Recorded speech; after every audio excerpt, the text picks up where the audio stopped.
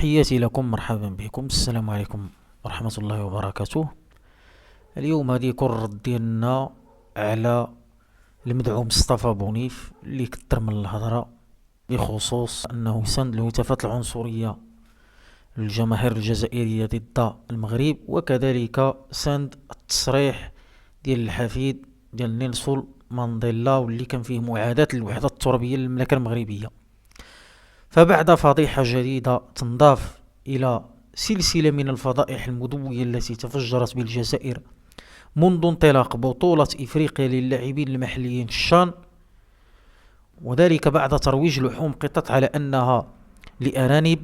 بقسنطينة الجزائرية، إحدى المدن التي ستحتضن مباريات البطولة الإفريقية،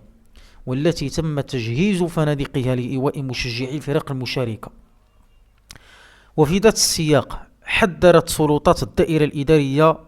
لبئر مراد رايس في الجزائر المواطنين من قيام بعض الجزائريين وبائعي اللحوم البيضاء ببلدية جسر قسنطينة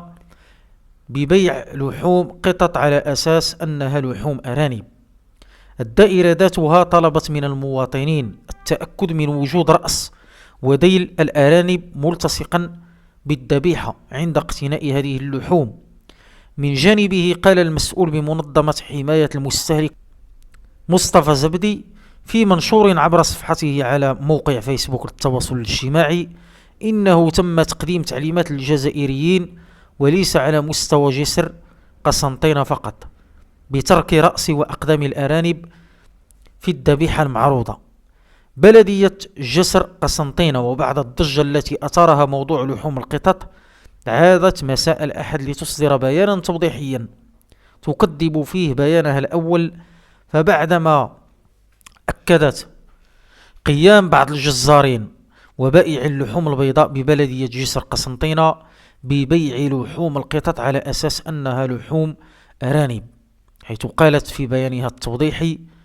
إنه تعقيبا عن الإعلان المنشور صبيحة اليوم والمتعلق بأخذ الحيطة والحذر عند اقتناء لحوم الأرانب، وهذا بالتأكد من وجود الرأس والذيل ملتصق بالذبيحة،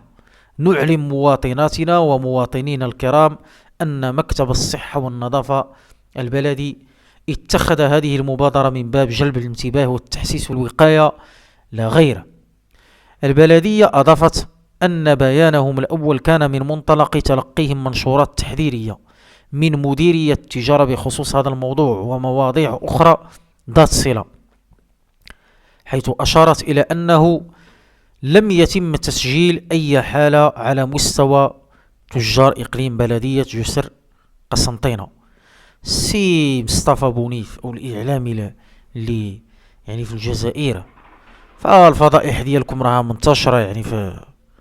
تما في الجزائر، ها الطوابير ها القطاط كونوا تحشموا شوية، كونوا تحشموا، لأنكم ضحكتوا عليكم الشعوب ديال دول شمال إفريقيا. الهجومات ديالكم أو التنقيص ديالكم من المملكة المغربية لن يزيدها إلا قوة وبأسا، وكذلك تضامن بين المغاربة